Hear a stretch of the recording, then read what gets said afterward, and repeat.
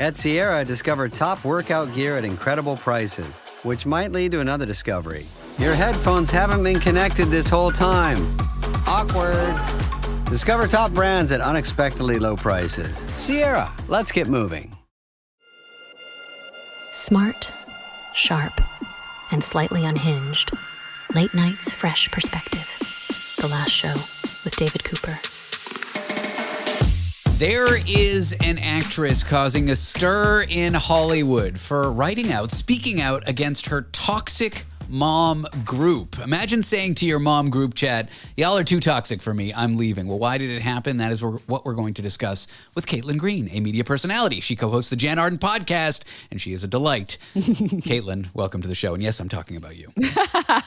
Not Ashley Tisdale. And I'm glad that we figured out how to pronounce her last name, because this person to me hasn't been famous for such a long time that when I've been talking about her, I've been saying Teasdale, because I really feel like my brain has just said, nah, this isn't a real celebrity. So good for her for writing this essay in The Cut that now has her back in the headlines, because everyone's talking about her.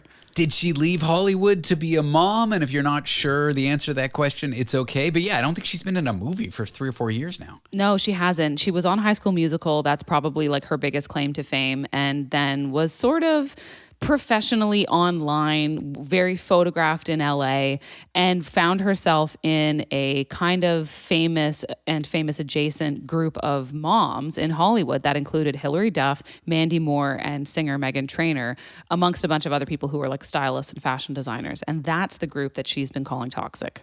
Speaking of mom support groups, at the risk of derailing, there's a reality show called The Secret Wives of Mormon Lives, or Lives of Secret Mormons, or whatever. Yeah, and close. it's about a mom group who I think what really unites them is dancing videos on TikTok. It's not exactly clear, but they're all like sleeping with each other, cheating on each other under the guise of a highly religious framework. But it really is like a mom support group. And I wasn't really aware of these structures. I guess I shouldn't be surprised until I saw the show. I don't have kids.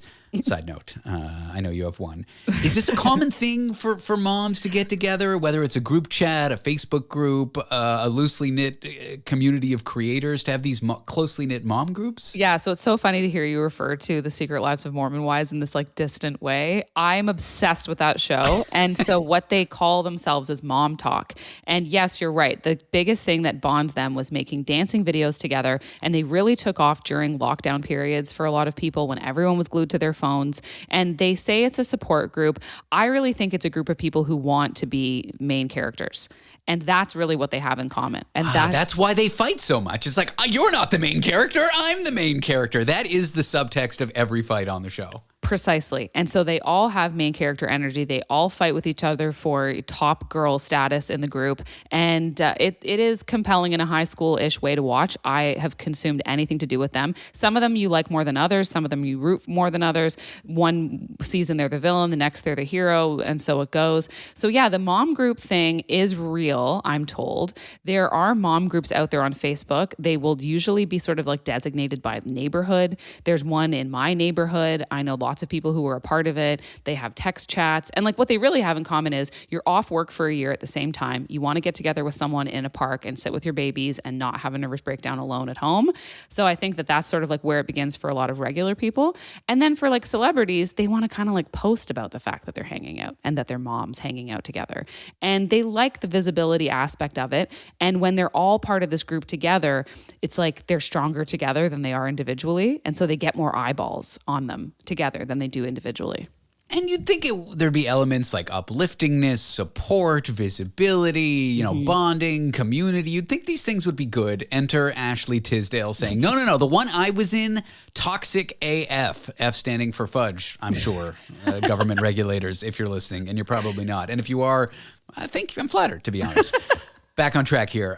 Okay, well, what were some of the things she was talking about? What are some of the things that would get you to exit a mom support group similar to this one? So she said that what was really happening was something that I think a feeling many people are familiar with, mom group or not, is the feeling of everyone's hanging out without me. So she joined the group, they started inviting her to events, and then so the social media of it all ruins things because she would notice that they were all posting, hanging out at an event, hanging out at someone's house, going to dinner, and she wasn't included. And that started to hurt her feelings. understandably so. She felt like they didn't make a big enough deal about one of her kids' birthdays. She just said she started to feel like it was mean girl high school stuff. And so she announced her departure in the group chat. Instead of just doing the usual, like, I'm going to phase this out, I'm going to spend less time and energy here, she announced, this is really toxic. I don't want to be a part of it anymore. And then there's a fallout from it.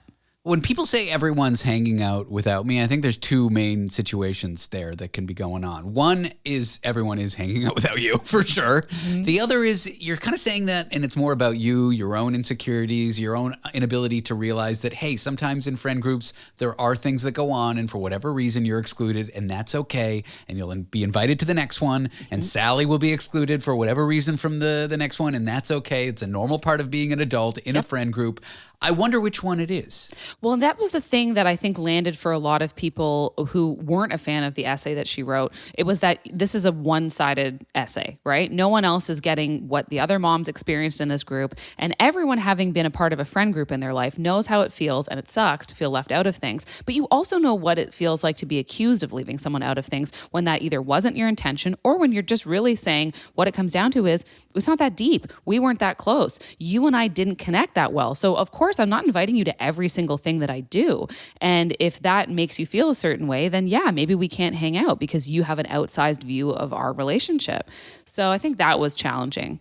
This next point I'm going to bring up, you actually gave me when we wrote about when we were talking about discussing this on the radio, so I just want to give you credit. But this idea of publicly announcing to a group chat, you're all too toxic, I'm leaving, and then Caitlin Green exits the chat. I don't know why I'm choosing you in the example here. You got to really question if someone, like, that's kind of a toxic behavior, right? It is. Like, if I don't want to hang out with people anymore, guess what I do? I don't hang out with them. But I don't drop a bomb into a group chat because you're looking for a response. You're looking for conflict. You're looking for something. It's like, no, please don't go. Or you think that's going to happen? Everyone's just going to call you a B word behind your back is what's going to happen. So I don't know. I don't announce my departure. It's not how I operate in life. And I would encourage everyone, a la this Ashley Tisdale drama, to also not do that, because now she's getting a bunch of bad press over it. Not to bring it back to the Wively secrets of lives, Mormon wives or whatever. There was one character who exits the group chat because she's mad. Yep. Everyone's like, why are you doing that? Are you trying to say you're not my friend? And no one reaches out. And then she gets mad at the group for being like, I left the group chat and then no one reached out to say, are you okay? Yes. And I'm like, what are you, nuts? Like, this is main character energy and I hate it. That's what it is. And it's not super relatable to people in the general public. I mean, we certainly will watch it and engage with the drama as you do on the secret Mormon lives of wives and as you do with this Ashley Tisdale stuff. But like, it's not super relatable in terms of how they're responding. And because Ashley Tisdale is really not that famous lately, her rep had to come out and then say, oh, no, this wasn't about Hillary Duff and Meghan Trainor and Mandy Moore, because their fans start coming out in support of them. But then everyone does the sleuthing to realize that Ashley doesn't actually follow any of them anymore, so it seems like there is drama. And then Hillary Duff's husband, I think it takes a lot for a husband to get involved. Hillary Duff's husband photoshopped a picture of himself dressed in exactly the same manner to look exactly the same way as Ashley Tisdale's The Cut article image. And he captions it on his social, when you're the most self-obsessed tone-deaf person on earth, other moms tend to shift focus to their actual toddlers. Well, that's toxic, but honestly, love to see it for the pop culture drama. I know. So there is something here. There is drama. Clearly, it did involve Hillary Duff to the extent that her husband commented on it. And so, yeah, if you're wondering why is everyone talking about Ashley Tisdale, I thought she was not famous anymore, there's actually kind of a good reason. Well, I guess there's no bad press, just no press, and we haven't seen her in a movie in a while, so she's getting press. We're talking about her. So from some vantage point, good work, Ashley Tisdale. She could have a Lifetime movie out of this. Maybe what's the opposite of a Hallmark movie? Oh, yeah, you're right. What would that be? Like a Starz Network drama? Yeah, that could be it. Or a Stephen King horror film about Ashley Tisdale's toxic mom group. Yeah, I would watch. All right. Well, Caitlin Green, you can hear her on the Jan Arden podcast, where she is a contributor. She's also a media personality. Caitlin, my goodness, what a pleasure it was talking about this story with you. Thanks for being here. Always so fun.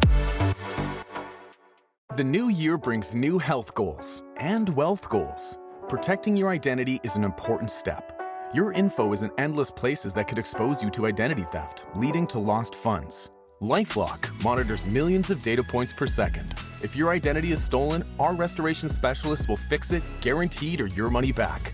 Resolve to make identity health and wealth part of your New Year's goals with LifeLock.